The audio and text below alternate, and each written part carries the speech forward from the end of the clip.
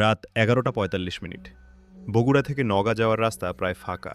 আমি দেরি করে বাস স্ট্যান্ডে পৌঁছালাম। সব বাস চলে গেছে, শুধু একটা পুরনো বাস দাঁড়িয়ে।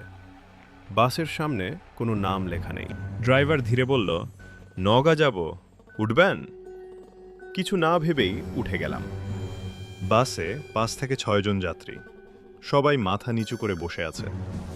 কন্ডাক্টর নেই, টিকিটও কেউ চাইল না। জানালার পাশে ফাঁকা একটা সিটে বসলাম। বসা মাত্র বাস ছেড়ে দিল। বাইরে তাকিয়ে বুঝলাম আজকের রাতটা অন্যরকম, একদম স্তব্ধ, অস্বাভাবিক চুপচাপ।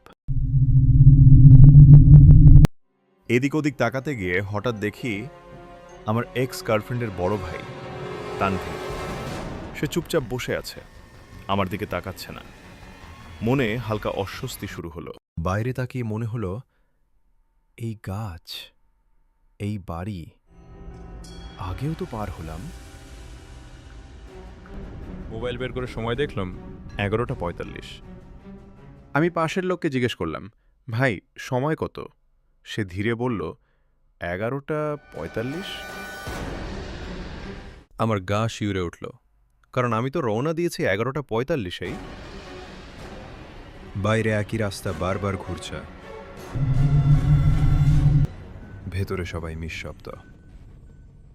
আমি অন্য যাত্রীদের দিকে তাকালাম, সবাই আমার দিকেই তাকিয়ে আছে, চোখ বড় বড়, একদম স্থির, কেউ চোখও পলক দিচ্ছে না।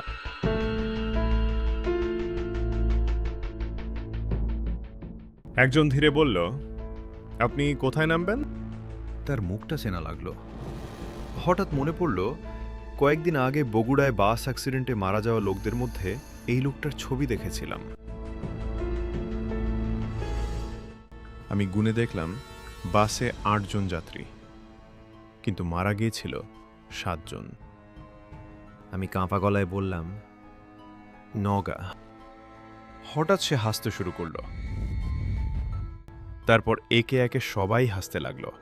হাসিটা মানুষদের মতো না, একদম ফাঁকা, ঠান্ডা। এরপর তাদের চেহারা বদলাতে শুরু করলো। কারো মাথা ফাটা, কারো মুখে রক্ত, কারো হাত ঝুলে আছে। মনে হচ্ছিল অ্যাক্সিডেন্টটা যেন এখনই ঘটেছে। বাসের ভেতর চিৎকার, কান্না, ভাঙা কাচের শব্দ। আমি আর সহ্য করতে পারলাম না। চোখে অন্ধকার দেখলাম। জ্ঞান ফিরে দেখি সেই বগুড়া বাস স্ট্যান্ড, এই রাস্তায় যেইখান থেকে বাস উঠছিলাম সেইখানেই পড়ে আছি। সময় ভোর 4:40। পাশে 2 জন লোক দাঁড়িয়ে, একজন মসজিদের ইমাম, আরেকজন মুয়াজ্জেম। আমি কাঁপা কাঁপা গলায় সব বললাম। তারা একে অন্যের দিকে তাকালো। তারপর একজন একটা পুরনো নিউজ পেপার এনে দিল। আমি ছবি দেখে জমে গেলাম। সেই বাস, সেই মানুষগুলো সবাই মারা গেছে, তার মধ্যে তানভীরও।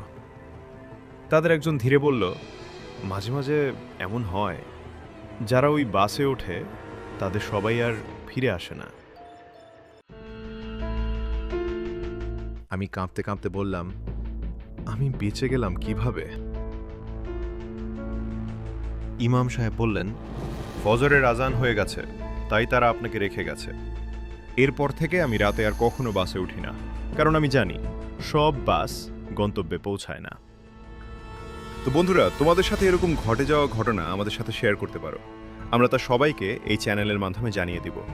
তোমাদের ঠিকানা, নাম, ঘটনা এই জিমেলের মাধ্যমে আজই লিখে পাঠিয়ে দাও। ভালো থাকো, সুস্থ থাকো। পরের ভিডিওতে আমার দেখা হবে নতুন গল্প নিয়ে। আল্লাহ হাফেজ।